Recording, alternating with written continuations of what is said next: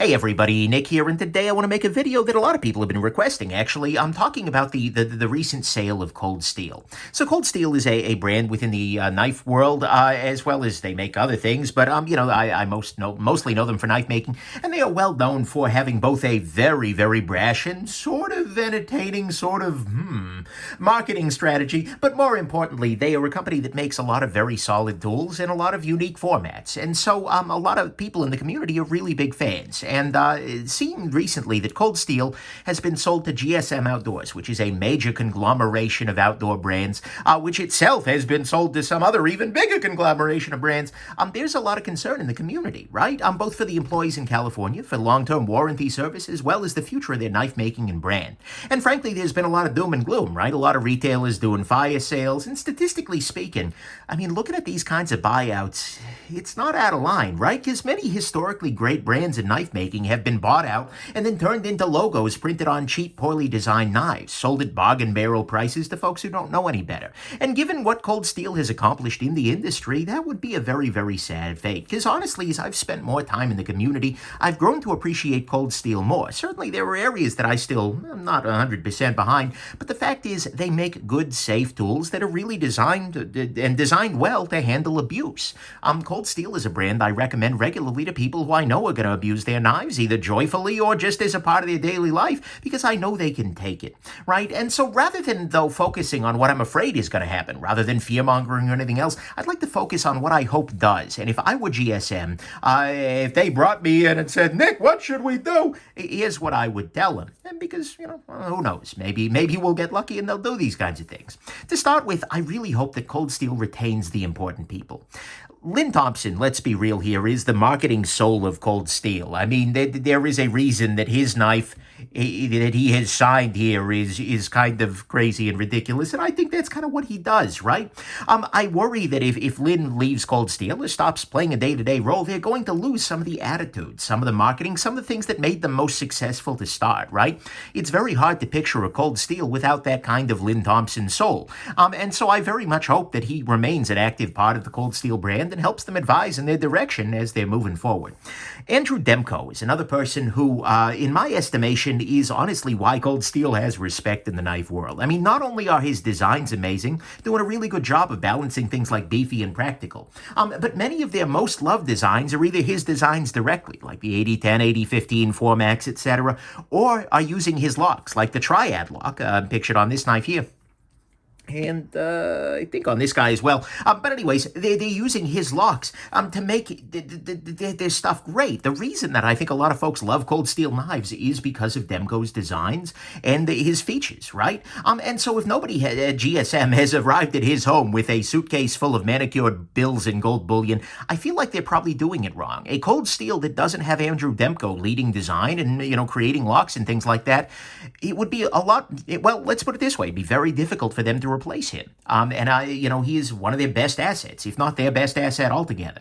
So I very much hope he's going to be sticking around. Also, I got to say, lately, in the last maybe year or so, 6 to 8 months, social media team from Cold Steel has been rocking it. I don't often say this, right? Often social media teams tend to be a little bit like, oh, well, that's nice. Or, maybe they're kind people, but there's nothing really out of the realm.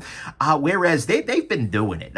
Whoever their social media people are have been doing a great job because they've been having a very strong sense of humor about it. They've been interacting in threads on Instagram, on YouTube, etc. They've been doing it with some self-awareness, with a sense of kindness, with a sense of humor. I mean, I don't know who you are, Cold Steel social media people, but if you're not still with the company, please find another company to be with, because the world needs more social media people like you. So I very much hope that they're sticking around and that their recent attitude towards social media is sticking around as well.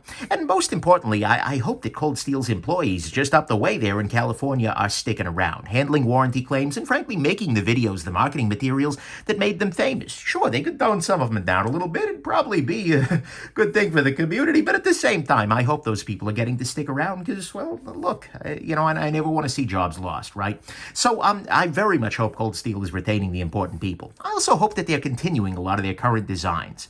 Knives that, and actually I don't happen to have any of these offhand, but the knives like the Ultimate Hunter, the American Lawman, the Espada XL, the 8010, 8010 and 8015, the 4MAX. Oh boy, the 4MAX.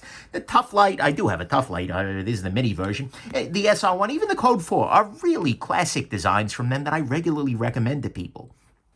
And, those knives are the reasons I recommend them.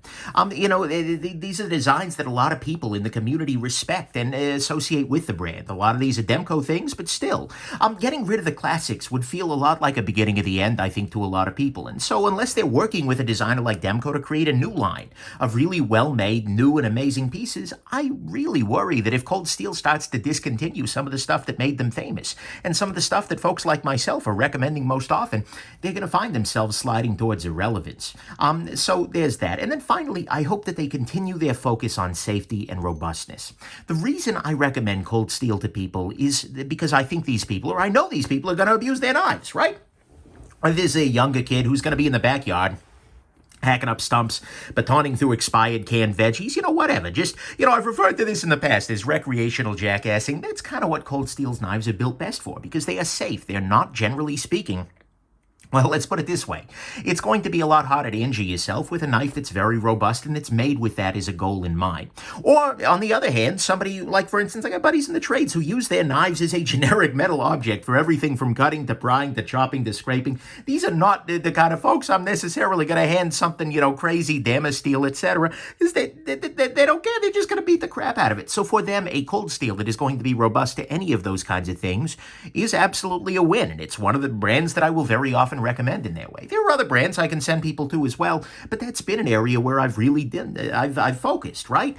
Cold Steel has focused on making knives that are not only built for abusive use, but even tested for them, sometimes on video, and designed to be as safe as any knife can be under these kinds of misuse. And when you combine them with materials that, even if they're not necessarily top of the line, are good enough and designed to stand up for this use, honestly, this is the reason why Cold Steel, I think, exists and why it should still exist. This is the thing that I would miss. If Cold Steel just disappeared off the face of the earth tomorrow, that would be sad. And I think that a company that disregards that that's kind of the thing, at least in my estimation, given this is my own view, makes Cold Steel special, that would be a very sad thing. So those three things, keeping the good people, keeping the good designs, and continuing their focus on robustness, to me, that's how Cold Steel could move forward and keep the respect of the knife world, even under new management or under new ownership, I suppose. As for the moment, I'm in wait-and-see mode. The community is watching. The community is waiting and hoping very much that this will be the win for the company that Lim Thompson described in his video address. Hopefully they will do these things. Hopefully they will keep these things in mind and show Cold Steel's fans in the community and the knife community, not just like the world generally speaking, that the acquisition can make the company better, and that we in the community won't be talking about the difference between Cold Steel and Sold Steel, because that would be a very sad state of affairs. Anyways, there you go. Hope this has been interesting to you, and have yourselves an absolutely wonderful rest of your day. Bye now.